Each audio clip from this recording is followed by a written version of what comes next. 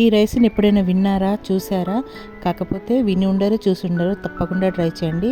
ఇది చికెన్ ఆయిల్తో చేస్తున్నాను. దానికోసం ఫస్ట్ ఉడికించుకున్న రైస్ ఒక బౌల్ తీసుకోవాలి. తర్వాత కొన్ని వెజిటేబుల్స్ కట్ చేసి పెట్టుకోవాలి. అవి ఏంటంటే క్యారెట్, పచ్చిమిర్చి, ఆనియన్, క్యాప్సికము, కొత్తిమీర.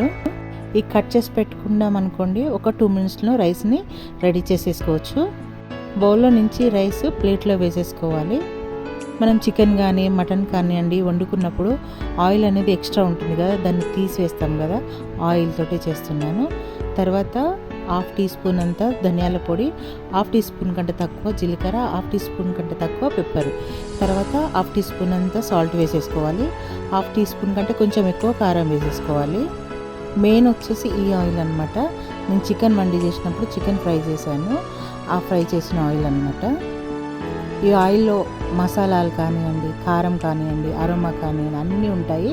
ఒక్కసారి రైస్ వేసి కలుపుకుంటే చాలా బాగుంటుంది ఈ ఆయిల్లో. తర్వాత కట్ చేసి పెట్టుకున్న వెజిటేబుల్స్ వేసేసుకోవడమే. మీకు ఎక్కువ కావాలంటే వెజిటేబుల్స్ ఎక్కువ వేసుకోవచ్చు. మీరు తీసుకునే క్వాంటిటీని బట్టి అన్నీ వేసుకోండి.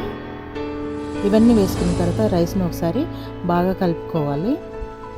ప్రతి ఒక్క రైస్కి మనం వేసిన మసాలాలు కానీ అన్నీ పట్టాలన్నమాట. తర్వాత 1/2 లెమన్ పిండుకోవాలి. మళ్ళీ రైస్ని ఒకసారి కలుపుకోవాలి. అన్నీ కలుపుకున్న తర్వాత ఒకసారి సాల్ట్, కారం అన్నీ చెక్ చేసుకోండి.